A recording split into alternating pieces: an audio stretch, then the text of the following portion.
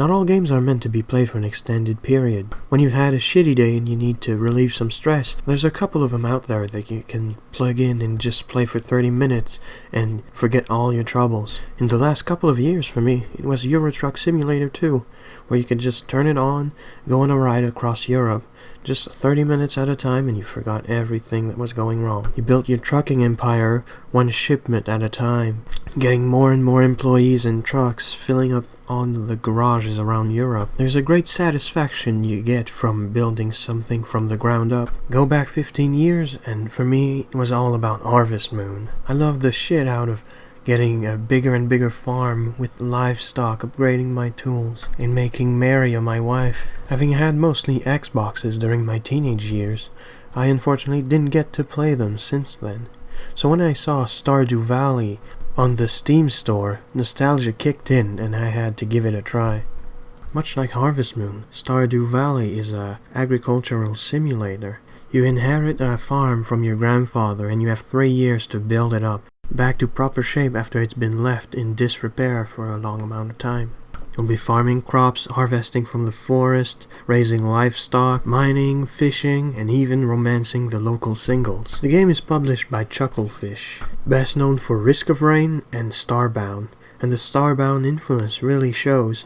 The crafting elements is quite present in the game, unlike its predecessor. You see, it's not simply a Harvest Moon clone. It takes it as a basis, but greatly improves upon it as well. Farming is very similar to the way Harvest Moon did it. You start with a farmland littered with rocks, trunks, overgrown flora, and you must use all of the traditional tools at your disposal to clear it out and farm your crops. What Stardew Valley adds is a lot of layers in between those actions. You still have to use your hoe to get the land ready to sow, but now you can not only add different kinds of fertilizers to grow crops bigger and faster, but also retaining soil to keep the ground moist so you don't have to water it every day, and you can even craft some sprinklers to automate the watering process, making huge farms still manageable for a single person, or simply giving you more free time to do something else.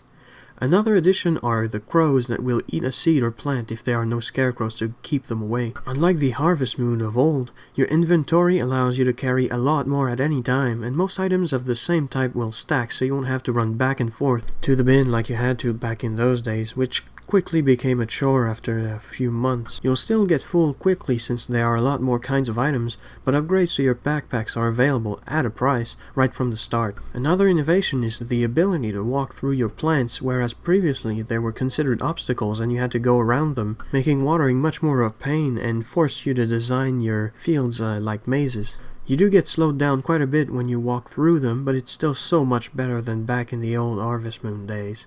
There are also fruit trees that are expensive and take a whole month to grow, but give fruits every day of their corresponding season after that. All produce can be obtained on 3 distinct tiers: regular, silver, and gold stars. In terms of ascending value, you can increase the odds of getting higher tiers with fertilizers, but also with the skill system when it comes to fishing and harvesting. As you farm, forage, mine, fish, etc., your skill increases in them, making you better at them, unlocking new crafting recipes, and every 5 levels, which is capped at 10, you get a perk of your choosing to improve your performance further. It takes a while to get max level, but since you get experience naturally as you manage your farm, it goes by quite smoothly. Tools can be upgraded if you got the money and materials for it, and they become so much better than their original forms. Using them drains you of your energy for the day, and advanced tools can be used on multiple tiles at the same time once charged, so you'll have a lot more energy left after the start of your day to do whatever you want to do during the rest of it. If you run out of energy completely, your character will become exhausted and unable to do more than walking, and he'll start the next day with only half the energy, so you'll definitely want to avoid that. It's something that can also happen if you do not go to bed before midnight, leading to less and less energy at your disposal for the next day. You'll even collapse if you wait too long and have some of your items potentially stolen. You can eat a wide variety of food to recover any energy lost though, so you can still get the job done at a price. Much like Harvest Moons, there are very rare items called Star Drops that can increase your max energy permanently, but you'll have to go through a lot of trouble to acquire them as they are not easily handed out to you. Provided you have the money and resources for it, you can get a couple of different structures built all around your farm. What's great about it is that you can place them anywhere you want and build as many as you desire. You can create your farm any way you want. The number of building is admittedly a bit limited though. There's the barn where you can raise cows, goats, sheep, and pigs, the coop for chickens, ducks, rabbits, silos to store the hay you can cut from tall grass to feed them, wells so you can have access to water in areas where there's none to be found in proximity, the very important stable to get a horse that makes traveling across the world much quicker, and even a slime dungeon when you can raise slimes for their drops. Taking care of livestock isn't much different than in other games. You just have to make sure they are well fed every day, go interact with them daily to make them happier, collect whatever resources they provide you with. Leaving them out of their barn or coop makes them even happier and they'll feed on the tall grass instead of hay, but you have to keep track of the weather because they don't like being out when it rains or there's a thunderstorm. One thing I loved about it is that you don't have to push them out like you used to.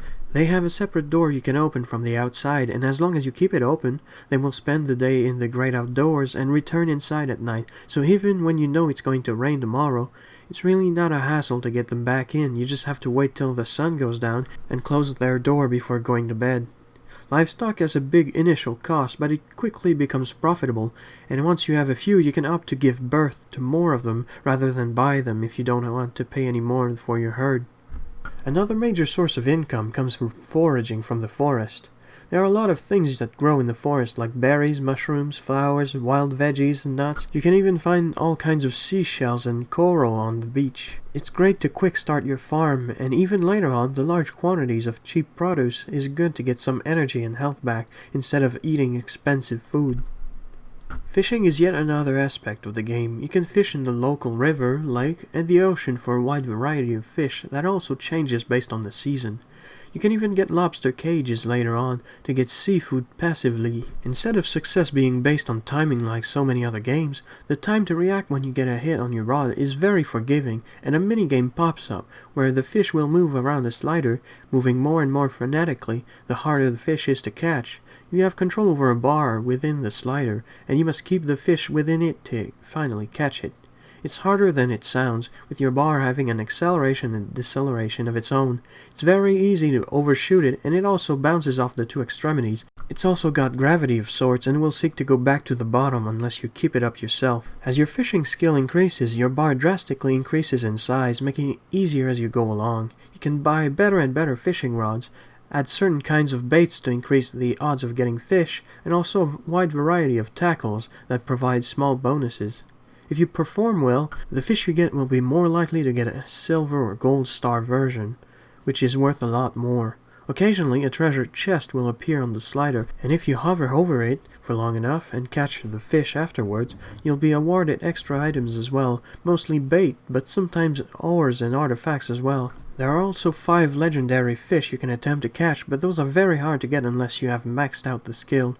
Fishing is unfortunately not as rewarding in terms of income, but it still remains useful to do for certain useful crafting recipes that require them. Mining isn't meant to be lucrative in and of itself for the most part. It's mainly useful to gather a lot of crafting materials as well as provide you all you need to improve your tools. There's definitely a minimal amount of it to be done to clear your own land, but most of it will take place in the local caves. It's very similar to the way done in Harvest Moon Friends of Mineral Town, where you have to break rocks in the hope of finding the ladder to the next floor. The deeper you go, the better the minerals you can find, and you are provided with checkpoints every 5 floors for your next visit. To spice things up, there's a bit of combat mixed in. You'll fight slimes, bugs, bats, skeletons, and many more as you go deeper and deeper in the depths of the cave. It's very simplistic though. You are limited to a single attack with your sword that keeps you in place. Most enemies hit will be knocked back out of range and will charge you again until one of you dies. Because of how basic it is, the general tactics of combat are simply to charge an enemy to push him back against a wall or obstacle and spam the attack until he dies. Flying enemies can't exactly be fought that way since they fly through obstacles and walls alike, but you still whack them once, which will push them far away, and do it again until they die, usually within 2 or 3 hits. They deal damage as soon as they come in contact with you, and have no attack animation, which does make the fast ones a bit of a pain, especially when a particular random event occurs and a lot of them spawn at the same time and swarm you. You do acquire bombs that have a very wide radius, and a slingshot to give it a bit of variety, but the combat remains the same throughout for the most part.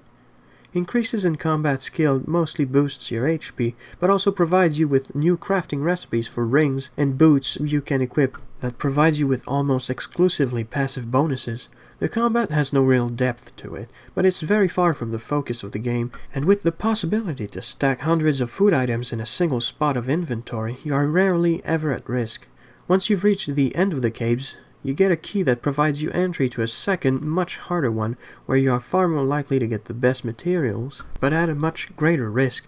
There are no checkpoints in this one. Enemies hit much harder than in the caves, and the penalties for dying are much greater here. Speaking of which, if you die in the caves or in the second dungeon, you'll lose a number of items, money, and you will have to finish the day with next to no energy, even if you were at 100% before you lost all your health. One of the major features of this game is the crafting system. It's here that the influence of Starbound shows itself the most. A wide variety of items can be made from furnaces, fences, furniture to fertilizers, cheese presses, kegs, bait, and a lot more. There are also tons of food recipes you can do provided you have the right ingredients. You start barely able to cook an egg, but as you watch cooking TV shows and learn recipes from the locals, your recipe book will increase drastically. Most of the produce found in the game can be transformed through one of the many objects you can craft. You can make mayo out of eggs, cheese out of milk, jam out of fruits, pickled veggies, cloth out of wool, bars out of ores, alcohol with fruits or hops, and so much more. A lot of them take quite a bit of time to make, but require no input of your own, much like Minecraft that popularized such mechanics. For instance, you can just put the mineral you want to turn into a bar along with coal to heat it up, and come back later to find your completed bar. You cannot queue them though, so to be most efficient you'll have to go back a couple of times each day. Transformed produce tend to be far more valuable than what it's made from, so after the first year or two, most if not all of what you farm will be processed with long lines of fermenting kegs, furnaces, and the rest. In these kinds of romanticized farming simulators, you generally get to interact with the locals and even get to romance some of them, and this is no exception. You can develop relationships with every NPC in the game, and as they like you more, you'll be treated to small cutscenes to get to know them better, and sometimes you'll be rewarded with recipes from them. They have a schedule of their own and will move around town to their leisure. It even changes depending on the weather and season, with characters who love nature becoming complete shut-ins during the cold winters, or the few odd ones that love going out in the rain. Unfortunately, the way it treats relationship is quite minimalistic. It's the old trope of shoving gifts in people's faces until they like you more. The characters don't have much depth either, although I can't really say I was expecting something akin to the Witcher series in this one. They all have some kind of quirk that defines them, and that's about as far as it goes. Each one has a favorite gift you can figure out by trial and error or simply by looking up a guide. They also all have a birthday where gifts are far more effective if you remember to check the calendar regularly. Your relationship is rated as a number of hearts out of 10, and the progression in the relationship takes place every 2 hearts. Most require being in a specific area at a specific time, and since you do not always have control over some of them, it can lead to odd results sometimes. For example, I got to see the first cutscene with Abigail the day I proposed to her. The marriage was scheduled to take place in 3 days, and when I reached the lake in the afternoon on a rainy day, I got treated to a cutscene where she acts like I barely know her. You have a choice of 10 NPCs to date and eventually marry, 5 for each gender, and the game does not discriminate, so gay and lesbian relationships are available.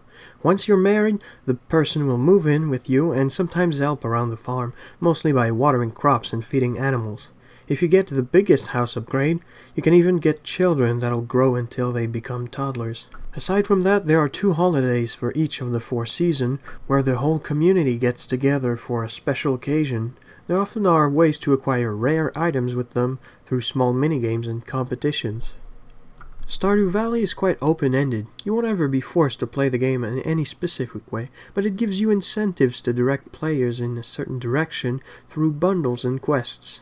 Quests are small tasks given to you by NPCs that will give you extra cash. Most require to simply give them an item of some description for marginally more than what you'd get from selling them regularly. A lot of them are timed, so you only have 2 days to complete them. Along with the money, it will often give you a relationship bonus with the recipient and give you clues as to what that person likes to be gifted. Another way used to influence the way you progress is through the completion of the community center and the bundles required to do so. You see, within the town is an old dilapidated building that used to be a community center. It's now inhabited by mysterious woodland creatures that will restore it room by room if you give them a wide variety of items acquired throughout all forms of play. Each bundle will give you an immediate reward of some kind, but even more importantly, once an entire set is completed, the little creatures will repair things that are broken down around the map to grant you access to new areas like the quarry and desert, give you access to the minecart shortcuts to travel around much faster, or even give you a greenhouse for you to farm all year around. It's a subtle way to get you to try all the mechanics found in the game, but it does have a downside. Most of the resources you need to gather for them are season dependent, meaning if you fail to get something from a particular set, you have to wait an entire year to finish it, which greatly increases the time it takes to take care of all of them.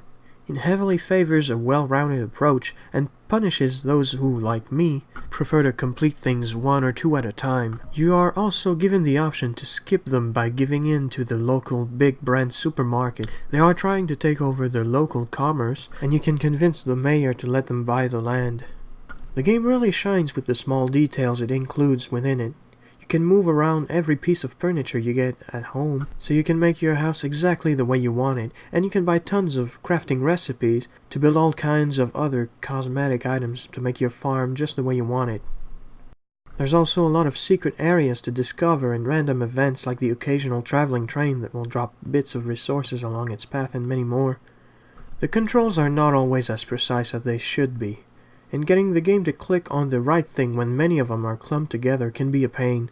Having your dog next to your line of cheese presses will make them inaccessible to you until you move the dog away from them. It gets even worse with large groups of livestock. It's very common for the game to pick the wrong one, leading to a lot of wasted time milking the same cow or looking up the status of a dog you've already petted for the day instead of the one your arrow is pointed on. The same goes for using tools versus picking up grown produce. It really needs to be improved on, but it was never enough to take me out of the game completely. There's a minimal amount of bugs as far as I've experienced. The worst one I got, however, forced me to use the task manager to quit the game. On rare occasions, fishing animations on certain rods will not display properly, and if you happen to misclick and use your rod out of water, you'll be stuck, unable to do anything indefinitely. The game is saved every morning, so I didn't really lose a lot of progress though, and it never happened again, so it's something that can happen, but it shouldn't be seen as the norm. Those have been minor annoyances, but they never really took away from the game for me, and I still enjoyed the 60 hours I put into the game so far. Honestly, I only have minor nitpicks against the game. There's tons of content, and I'm sure I've got more to find out. If you've liked these kinds of games in the past, do yourself a favor and try it. I know it's a game I'll come back to every once in a while, and perhaps you will too. Thank you for watching. I hope this review was helpful to you. Don't forget to subscribe if you want to see more like it. I'm Critic/Gamer, hoping to see you next time.